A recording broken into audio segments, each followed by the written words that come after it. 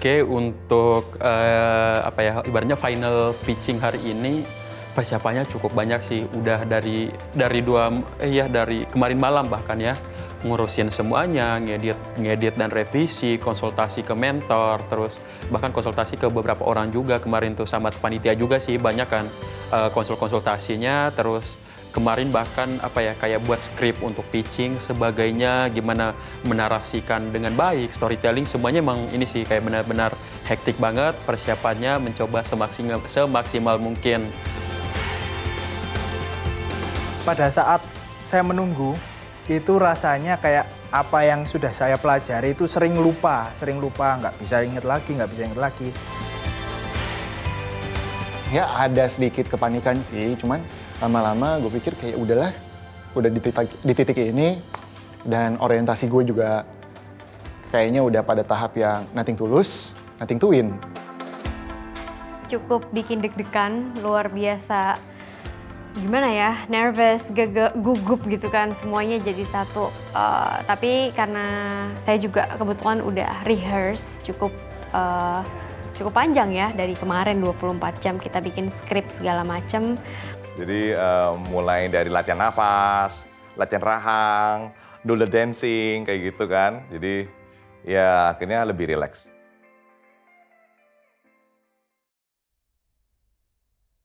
Salam diplomat, saya siap bikin gebrakan. Aku ingin mencintaimu dengan Nucalale, dengan narasi budaya melalui karya. Aku ingin mencintaimu dengan Nucalale, dengan cerita yang tak pernah usai. Di kampung halaman saya di Labuan Bajo, langit sorenya begitu indah, seperti yang kami gambarkan di kemeja yang saya pakai ini. Ada beberapa hal yang mulai ditinggalkan. Salah satunya itu local wisdom. Kami akan berkontribusi untuk artisan lokal kami, untuk mama penenun kami, untuk meningkatkan pendapatan mereka dari 35.000 menjadi 85.000 per hari. Semua tenun yang kami hasilkan dihasilkan oleh mama penenun kami yang ada di Flores. Dan sedangkan untuk ilustrasi, selain dari komunitas lokal kami juga bekerja sama dengan beberapa seniman di luar NTT agar spirit yang sama untuk melestarikan budaya menyebar luas ke teman-teman di luar sana. Di 5 tahun ke depan, kami ingin membangun Creative Hub yang ada di Labuan Bajo, yang nantinya bisa mewadahi kreativitas kami, teman-teman kami, untuk berkarya dan terus melestarikan budaya. Sehingga di tahun pertama, kami membutuhkan pendanaan sebesar 330 juta untuk peningkatan kapasitas produksi dan juga untuk biaya marketing. Sehingga nantinya di tahun kelima, kami bisa mendapatkan total revenue sebesar 3,5 miliar. Biarpun jauh tapi lenusaku, tetapi selalu ada di hatiku. Biarpun jauh tanahku, tapi akan selalu ada di hatiku. Mari bersama kami, kita sama-sama mencintai budaya Nusantara. Walidia, terima kasih. Jadi dari 108 juta di tahun pertama ini, item mana yang terjual paling banyak? Yang paling banyak itu tote bag, Pak. Di tahun ini kita jual sekitar 400-an. Yang ini, Pak, seperti ini sama ada beberapa lainnya, Pak, tote bag. Itu berapa persen dari total 108 juta itu? Itu hampir 50%, Pak, untuk tote bag. Yang kedua? Ya, Pak? Yang kedua? Untuk saat ini kaos, Pak. Kaos? Iya. Berapa banyak volumenya? Kaos itu dia masih di angka 300-an sih, Pak, untuk 300 pieces? Iya. Kaos? Iya. Nah, semua tote bag, semua kaos itu diproduksi oleh mama-mama yang ada di Labuan Bajo? Untuk kalau tote bag ilustrasi, Pak, itu sama ada artisan lokal. Kalau yang seperti yang di belakang, Pak, yang pakai tenun itu kita berkolaborasi dengan mama-mama kita yang di Labuan Bajo. Ya, semua dikerjakan oleh putra Labuan Bajo kan? Ya, Pak, dan ada 1-2 yang kolaborasi. Ya, Anda sendiri tidak memproduksi itu? Anda nggak punya dalam arti mesin produksi sendiri? Iya, benar. Nggak ada ya? Nggak ada, Pak. Jadi Anda menjualkan hasil produksi mereka gitu? Kalau menjualkan, kita yang konsep semuanya, Pak, dari desain kita. dari Anda? Iya. Oke. Nah, kemudian hitungan dengan mereka gimana? Cara bisnis dengan mereka gimana? Untuk dari mereka, Pak, dan kebetulan untuk ini sebenarnya untuk di artisan lokal kan kita sebatas untuk desain ya, Pak, ya, sama tenun. Kalau produksi itu sebenarnya pun kami masih di luar NTT ya, Pak, ya, untuk produksi, karena di NTT belum ada pabrik atau konveksi yang emang bisa untuk produksi seperti ini, Pak. Yang mana? Yang semuanya, Pak, untuk kaos, kemeja. Oh, jadi semua printing. Produksinya bukan di NTT, Pak, untuk produksinya. Di mana? Di Jakarta kita untuk produksi. Di Jakarta? Iya, Pak. Oh, jadi desain dari benar. Artisan lokal itu yang Anda sebut tuh desainer berarti? Desainer, Pak, ya. Desainer sana berarti. Ya, Pak. Kemudian dibuatkan oleh Jakarta. That's very good. Ya, terima kasih Appreciate it. banyak, Bu. Thank you. By the way, boleh beli nggak saya? Mau beli juga, Pak. Ketika tadi Bu Antarina langsung bilang, saya mau beli tuh produknya, dan itu sih yang menurut gua hal yang paling penting adalah seperti itu. Ketika gue pitching, apa yang gue buat, apa yang gue bawa itu diapresiasi. Salah satunya dengan Bu Antarina beli gitu. Salam diplomat, saya siap bikin gebrakan. Saya Rila dari Lu Burger. Ada perkataan dalam bahasa Arab, manjada wajada. Siapa yang bersungguh-sungguh, maka ia akan mendapatkannya. Kecintaan dan passion saya terhadap dunia F&B mendasari saya untuk berani dan mau terjun masuk ke dunia F&B. Saya memiliki kebiasaan traveling ke luar negeri, sehingga mendapatkan kesempatan untuk bisa mendapatkan burger-burger yang enak, simple, khas, tapi affordable. Namun itu sulit saya temukan di Jakarta atau di Indonesia. Adapun burger joint yang exist di market saat ini menyajikan burger yang enak, tetapi konsepnya kompleks dan relatif mahal, sehingga membuat burger-burger yang enak tidak terlalu accessible untuk seluruh lapisan masyarakat. Lalu apa yang kami jual? Smash Burger, sebuah konsep yang diadopsi dari Amerika, khususnya California. Memiliki strong product performance and persona, tempting look of product, dan menjangkau berbagai kalangan karena harganya affordable. Di tahun 2019, kami mendirikan outlet pertama kami di Jatiwaringin, Bekasi. Lalu berkembang menjadi 7 outlet cabang yang tersebar dari Jatabek dan Bandung. Saat ini, kami telah meraih GMV sebesar 9,9 miliar rupiah dan sales growth 22% setiap bulannya seiring dengan bertambahnya outlet. Perlu saya sampaikan bahwa saat ini ongoing sudah ada 7 lokasi outlet baru yang sedang berjalan menuju pembukaan. Walaupun saat ini central kitchen kami mendekati batas maksimalnya, kami tidak berhenti karena kami menemukan sebuah peluang solusi untuk menyelesaikannya. Kami membutuhkan total 775 juta rupiah yang akan kami gunakan untuk men-setup proper standar industri central kitchen. Dana akan dialokasikan untuk mengadakan kitchen equipment, raw material bulk buying, logistic cars, renovasi, dan lain-lain. Sekian dari saya Rila dari Lu Burger, sumpah sampai tumpah. Bu Antarina, silakan. Kompetitor Anda banyak sekali, dan di sini Anda tidak menjelaskan masalah mapping positioning, market positioning Anda dari mana dengan segala macam line yang menurut Anda adalah itu yang dicari oleh customer, di mana kepastian ya positioningnya lah dalam hal ini. Saat kita bicara tentang produk burger khususnya, memang yang kami tonjolkan adalah produknya itu sendiri. Jadi memang cita rasa itu harus menjadi persona yang paling kuat, paling utama daripada sebuah produk. Nah, berikutnya tentang market positioningnya, Bu. Sebenarnya jawab dulu bahwa produk itu kelebihannya apa? Mengikuti burger di California, which one? Dan apa kelebihannya? Nah, kelebihannya pada teknik pemasakannya.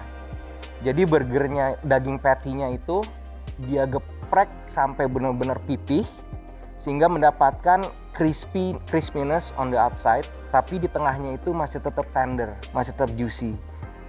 Dan somehow itu mendapatkan texture flavor yang berbeda daripada dengan produk-produk burger yang lainnya.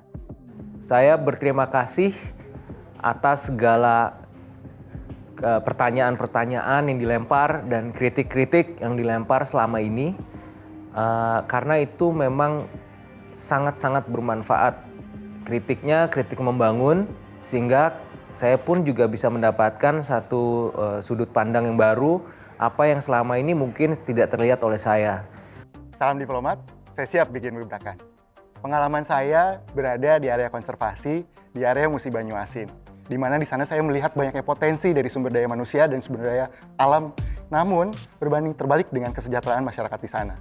Maka dari itu, saya mencoba mengelola hasil hutan non-kayu berupa limbah pertanian yang diharapkan ini menjadi peningkatan nilai ekonomi masyarakat sekitar. Sebetulnya kami merasa tergerak ketika kami selalu memesan makanan di kantor, di rumah, yang pemesan makanan itu dilakukan menggunakan platform online, di mana angka yang kami dapatkan 561 juta kemasan dalam 1 bulan kita konsumsi bersama-sama. Nilai ekonominya pun cukup besar, bahkan mungkin besar sekali, mencapai 30 juta dolar di tahun 2020 menurut sumber dari Asosiasi Kemasan Indonesia. Dan hal tersebutlah yang mendorong kami memanfaatkan potensi tersebut, potensi dari limbah agrikultur. Maka termuncullah produk dengan inovasi kemasan yang mampu terurai selama 60 hari tanpa adanya kimia dalam proses produksinya. Sebagai off-taker, pengelolaan paten ada di kami dan mendistribusikannya ke market B2B. Pada saat ini kami menjual dengan harga yang masih cukup relatif tinggi. Di sisi lain kami juga melihat adanya kompetitor yang harganya masih lebih tinggi dibanding kita. Harapan ini maka kami jawab dengan 1 tahun yang kami lakukan, kami mampu memproduksi sekitar 10.000. Di sana juga kami sudah bermitra dengan Kabupaten Musi Banyuasin untuk pengelolaan area, adanya pengaktifan komoditas, dan juga ada pendampingan terhadap koperasi dengan revenue stream yang pada saat ini kami melakukan masih dengan format B2G. Harapannya kami bisa mendorong ini menjadi sebuah ekonomi baru untuk kami fokus dalam produsen kemasan saja, yang lebih mengoptimalkan hasil produksinya dengan harapan makin tahun ke tahun harganya makin turun, profit kami makin meningkat. Harapannya dengan pelepah ini kita rubah sampah menjadi berkah untuk kebaikan bersama.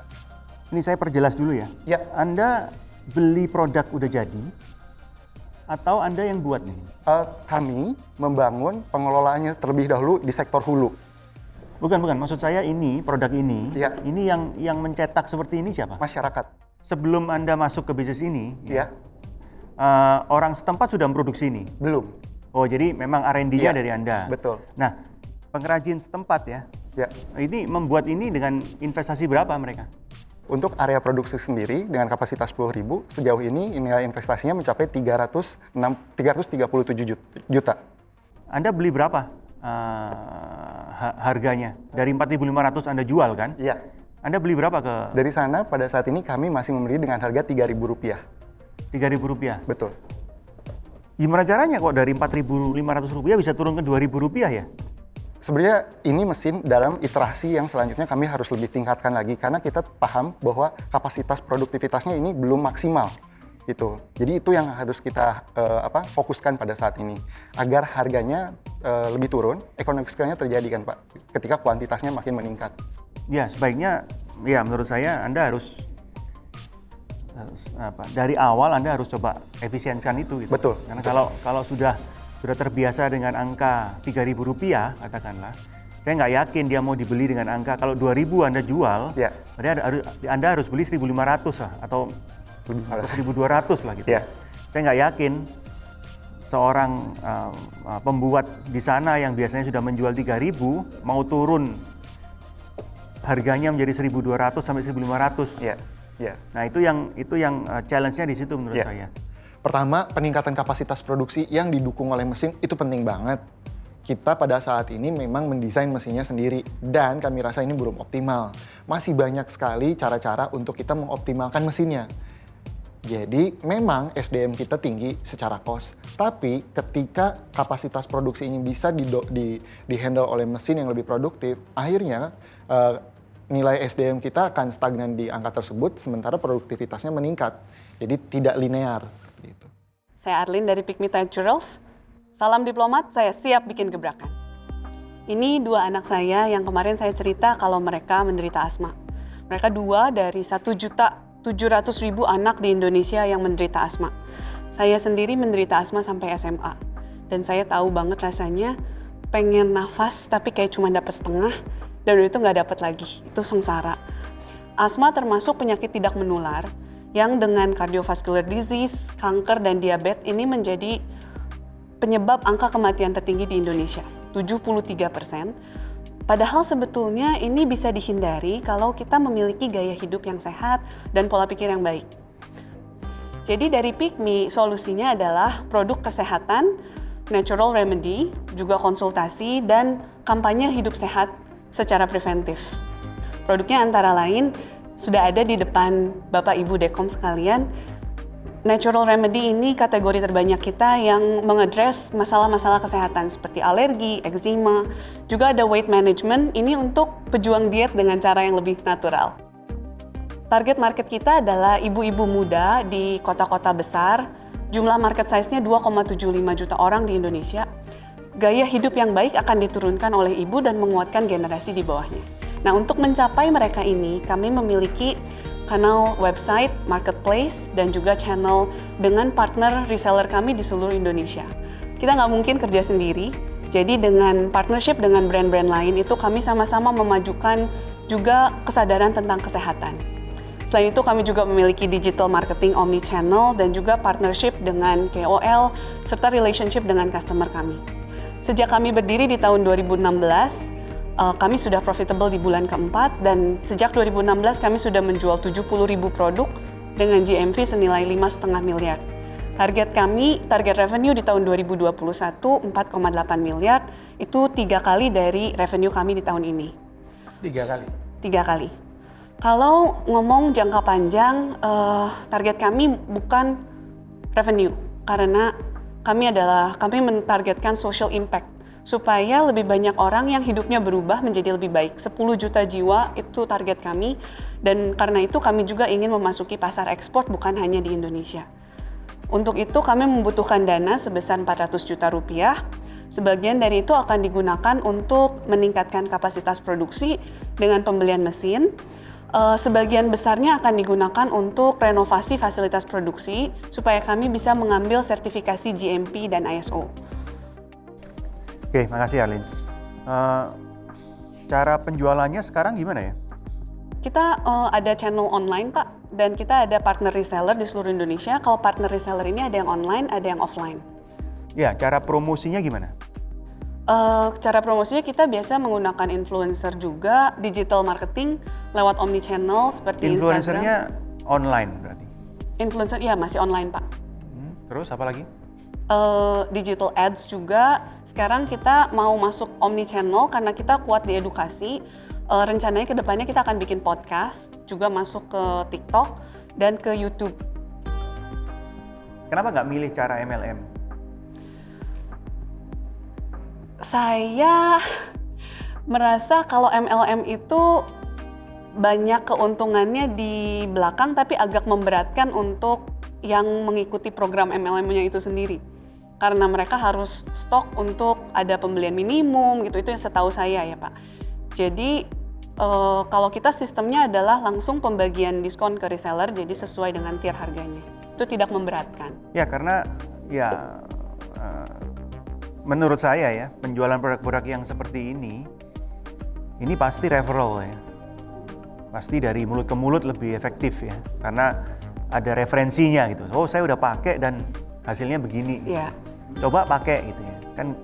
Kan itu akan lebih efektif daripada beriklan dan sebagainya. Jadi tak jamin betul kata Pak Sur, mendingan kamu lebih ke penetrasi ke market. Yeah. Mungkin tadi saya menangkap ya, masuk ke dalam membentuk komunitas-komunitas yang jadi loyal gitu. Tidak harus membuat kegiatan, tapi bisa buat mungkin di Facebook group atau di apa gitu, atau WA group yang di-create dalam rangka membuat supaya mereka repeat dan word of mouth-nya jalan ya. Oke. Terima kasih semuanya. Saya sejujurnya pernah mempertimbangkan pakai model MLM. Tapi saya dulu merasa tidak realistis karena profit modelnya itu harus berubah sekali dan jadi tidak terjangkau oleh masyarakat luas pada umumnya. Tapi kalau ngomong gitu saya takutnya defensif ya. Jadi memang itu sebetulnya salah satu model yang kita pengen explore, lebih ke marketing yang secara word of mouth itu memang sangat efektif. Mungkin bukan model MLM-nya, tapi word of mouth-nya ini gitu deh. Salam diplomat, saya siap bikin gebrakan. Selamat pagi para Dewan Komisioner. Perkenalkan nama saya Flo, founder dari Initeh. Initeh adalah brand minuman teh yang menggunakan 100% bahan natural, rendah kalori, dan juga vegan friendly. Permasalahan yang sering ditemukan di industri F&B, terutama di industri teh ini, banyak grab and go tea brands yang sekarang itu menyediakan minuman campuran teh dengan kalori yang tinggi, heavy, mengandung susu sapi, manis, dan sering dianggap tidak sehat atau menggendutkan. Walaupun di industri teh ini tuh sudah ramai, kompetitornya banyak, dan barriers of entry-nya itu rendah, tapi hampir tidak ada local brands yang mengangkat tema lokal yang juga diimbangi dengan produk yang berkualitas dan target market yang luas. Nah, produk ini teh sendiri itu best sellersnya ada teh bolangsing yang ada di meja pasur, ada juga teh apelin aku. Itu sengaja kita pakai nama yang unik dan lucu agar balik lagi biar brand kami itu bisa lebih connect dengan customers dan mereka juga bisa lebih familiar. Revenue model ini teh saat ini itu melalui online saja. Jadi untuk grab and go drinks-nya itu melalui GoFood, GrabFood Marketplace, Instagram. Kami sedang dalam progres mencari lokasi yang tepat untuk first store kami. Nah, untuk dananya sendiri, agar target kami di tahun 2022 tercapai, kami membutuhkan dana sebesar Rp235.250.000 untuk membangun store pertama kami, offline store pertama kami. Dengan alokasi dana 43% untuk operationnya, sisanya untuk marketing, tim hiring, dan juga construction-nya. Di tengah-tengah kamu mau campaign tadi kalau saya dengerin dari awal sampai akhir ini adalah minuman yang sehat. Ya, kamu menekankan kepada teh ini sehat. Gitu ya. Karena banyak yang minuman teh yang nggak sehat lah, kalori tinggi dan sebagainya gitu kan ya. Gimana caranya kamu campaign atau edukasi market ya, mendidik pasar supaya orang tahu bahwa minumanmu ini berbeda dengan 7 yang lain gitu. Saya nggak lihat ini soalnya. Ya, soalnya sebenarnya memang kayak ini teh tuh nggak ngeklaim kalau misalnya itu tuh sehat. Jadi kita cuma memberikan. Nah, ini menurut saya agak anehnya di sini bahwa sebetulnya yang harus kamu yakinkan bahwa produkmu ini sehat adalah konsumenmu, customermu, bukan kami. Iya kan? Kami bukan konsumen yang dibidik kan. Jadi kami tidak perlu tahu bahwa minumanmu ini sehat. Justru yang kami perlu tahu adalah ini, yang kedua pertanyaan saya ya. Dengan Anda butuh dana 235 juta sekian ini, kira-kira revenue stream-nya gimana? Kira-kira berapa lama sih payback period-nya gitulah kira-kira. Itu yang kami perlu tahu. Ya kan? Oh, Pak, dengan 235 juta ini kira-kira akan dalam 12 bulan katakanlah ya. Ini akan balik, Pak, duitnya, Pak. Ya, bukan balik buat kami, balik buat Anda kan gitu kan. Sehingga kami yakin, wah ini prospeknya bagus ini, bisnismu ini. Itu yang perlu kamu yakinkan kepada kita di sini gitu. Kalau kamu ngomong sehat, sehatnya ngomong ke konsumen. Karena yang beli dia gitu. Yang beli produkmu kan dia, kita kan nggak beli gitu kan. Ya, itu dari saya gitu. Pas presentasi tadi, Dekomnya sih nggak suka sama ininya, pitchingnya.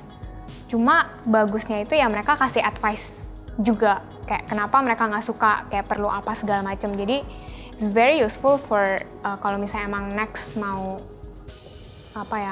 berhadapan dengan investor juga. Jadi udah tahu kayak apa yang mesti disediain. Salam diplomat dan saya siap bikin gebrakan. Beberapa tahun yang lalu, mama saya menderita penyakit kanker dan pada saat itu juga mama saya mengganti pola makannya menjadi pola makan nabati. Ini diperkuat dengan beberapa research yang ada, yaitu bagaimana saat kita mengkonsumsi plant-based atau bahan pangan nabati itu akan memperpanjang umur kita.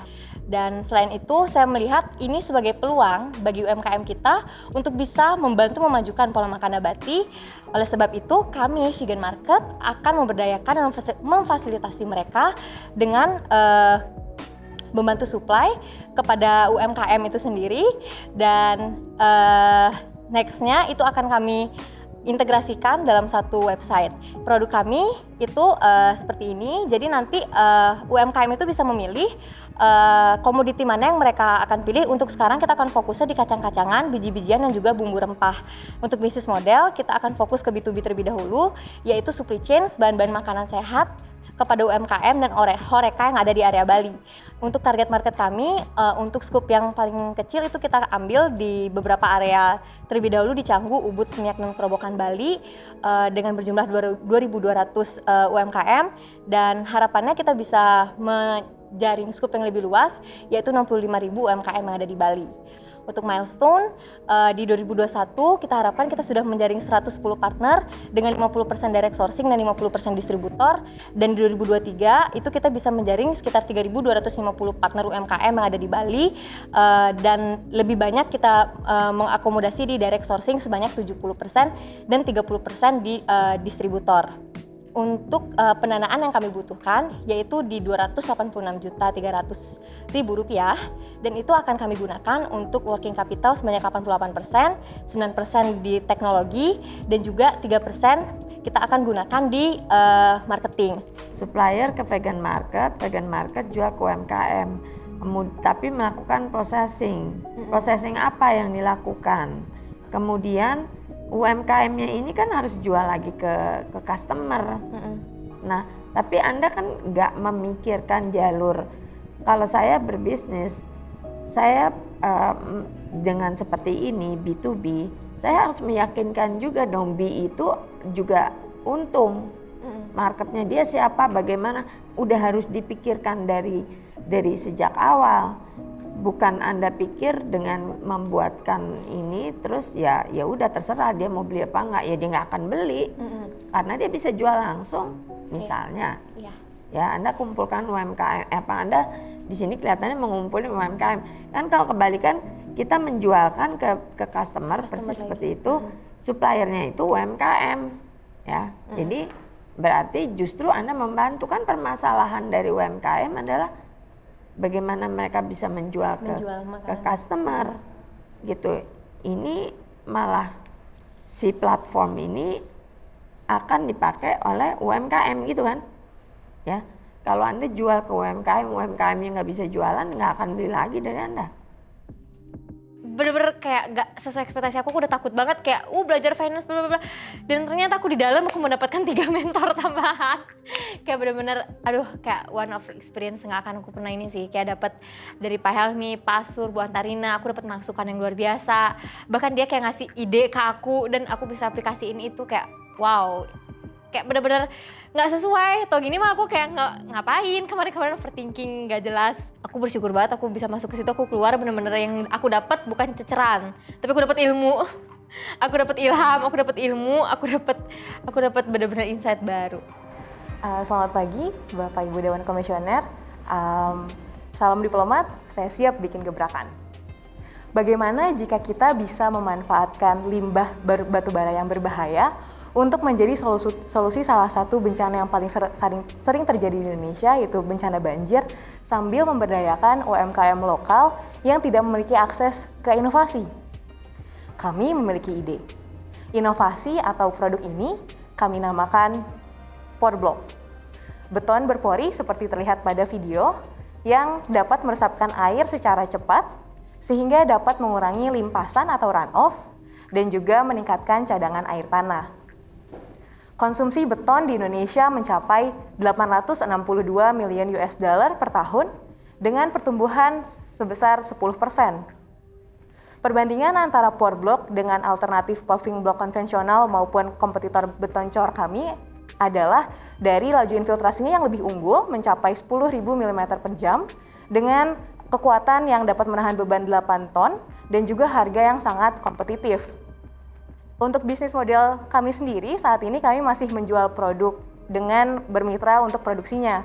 Dan kami masih melakukan usaha pemasaran dan juga operasional. Namun kedepannya kami ingin memilih bisnis model licensing di mana kami menjual patennya saja kepada perusahaan yang sudah lebih established agar kami bisa fokus di riset dan bisa mengoptimasi material-material lain. Untuk melakukan business development ini, kami membutuhkan bantuan pendanaan sebesar 490 juta rupiah. Dan dengan dana tersebut diproyeksikan cash position kami pada tahun 2023 dapat tumbuh hingga 8 kali lipat. Jadi invest in us dan mari pastikan pembangunan di Indonesia sesuai dengan cara-cara yang berkelanjutan. Terima kasih. Oke, Baik, saya ngelihat kamu lihat sini ya, market size. Saya suka kamu menggambarkan market size. Cuman dalam sebuah deck ini market size-nya $862 juta per tahun. Ini kan kita bermain dengan angka. Kamu akan dapat bantuan dari sini, kamu akan dapat angka. Dan itu harus dipertanggungjawabkan. Ya harus accountable. Kalau kamu memainkan angka aja atau menyajikan angka aja tidak menggambarkan yang sebenarnya, ini nggak bagus Anissa.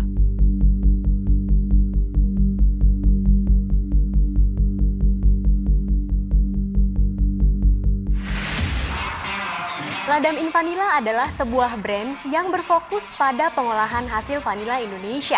Oke, Lydia, good and bad ya. Saya suka dengan cara kamu presentasi, tapi saya nggak suka dengan deck-nya. Deck tanpa data-data, informasi kuantitatif, ini semacam buku dongeng doang nih.